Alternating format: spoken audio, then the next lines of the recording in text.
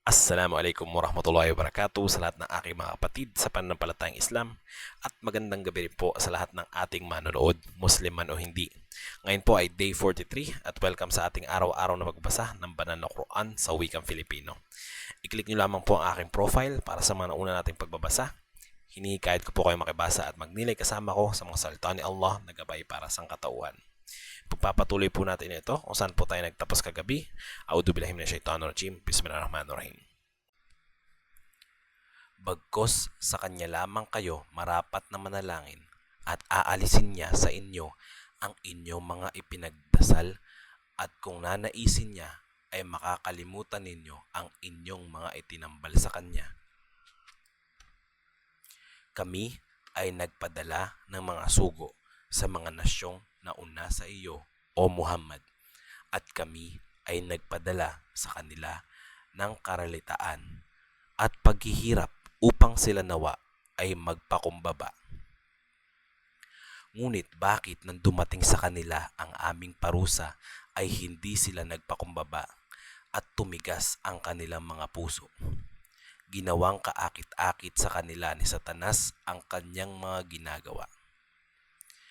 Kaya nang nakalimutan nila ang pinaaalala sa kanila, ay binuksan namin sa kanila ang mga pintuan ng lahat ng bagay hanggang sa sila ay magbunyi sa ibinigay sa kanila. At pagkatapos nito ay pinarusahan namin sila ng biglaan at sila ay nagdalamhati. Nawasak ang mga taong nagkasala at ang papuri ay kay Allah na Panginoon ng mga nilikha. Sabihin, nakita ba ninyo kung aalisin ni Allah ang inyong mga pandinig at ang paningin at tatakpan ang inyong mga puso? Sinong Diyos liban pa kay Allah ang magbabalik ng mga ito sa inyo? Tingnan mo kung paanong ipinaliliwanag namin ang mga talata, ngunit sila ay tumatalikod. Sabihin, naisip ba ninyo kung dumating sa inyo ang parusa ni Allah nang hindi inaasahan o hayagan, wala bang mawawasak liban sa mga taong makasalanan? Hindi kami magpapadala ng mga sugo, liban na lamang ang tagapagbalita at tagapagbabala. Kaya sino mang manampalataya at magsaayos ay walang takot para sa kanila at hindi sila malulungkot. Ngunit yaong mga nagpasinungaling sa aming mga tanda ay darating sa kanila ang parusa dahil sa kanilang pagiging suwail.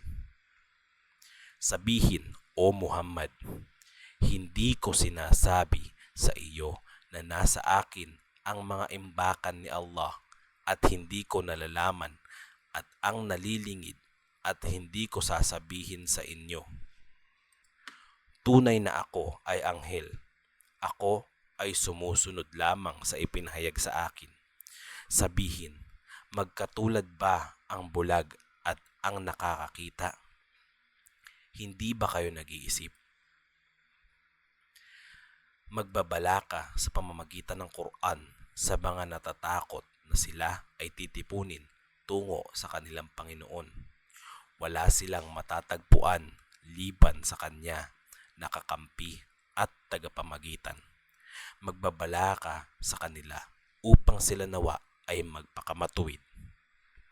Huwag mong itakwil yaong mga nananalangin sa kanilang Panginoon sa umaga at hapon na naghahangad ng kanyang mukha. Wala kang pananagutan sa pagtutuo sa kanila na anuman at wala silang pananagutan sa pagtutuo sa iyo na kahit ano. Kung itatakwil mo sila, ay magpapabilang ka sa mga makasalanan.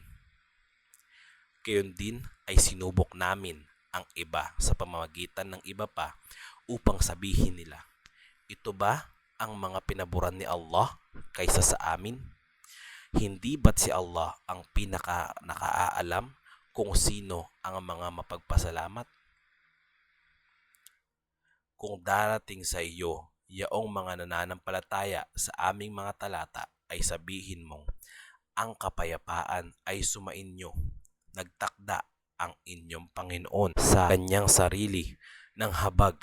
Kung sino man makagawa sa inyo ng pagkakamali dahil sa kamangmangan at nagbalik loob pagkatapos nito at nagsaayos, ay tunay na siya ay mapagpatawad at mawain. Ganito namin nililinaw ang mga talata upang maging malinaw ang landas ng mga makasalanan. Sabihin, tunay na ako ay pinagbawalan na sumamba sa dinadasalan ninyo liban kay Allah. Sabihin, hindi ko susundin ang inyong mga pagnanasa. Maliligaw ako at hindi magiging kabilang sa mga nagabayan. Sabihin, tunay na ako ay nasa malinaw na patnubay mula sa aking Panginoon na pinagsisinungalingan ninyo. Hindi ko taglay ang mga bagay na minamadali ninyo. Ang paghatol ay kay Allah lamang.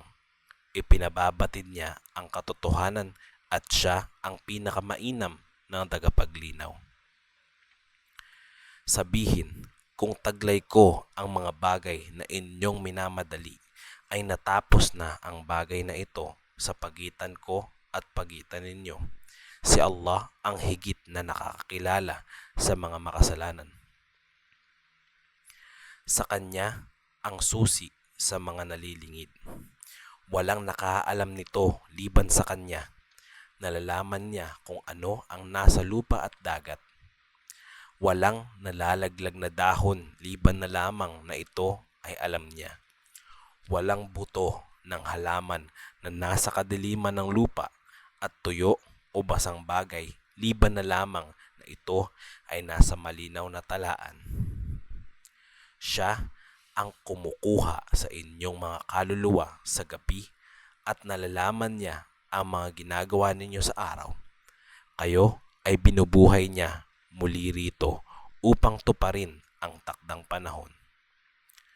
Tungo sa Kanya ang inyong pagbabalik at ipaalam niya sa inyo ang tungkol sa mga ginagawa ninyo. Hanggang dito na lamang po muna. Inshallah bukas po natin pagpapatuloy ang karugtong nito. Maraming salamat po sa pakibasa at pakikinig. Gantimpalaan nawa tayo ni Allah. Assalamualaikum warahmatullahi wabarakatuh.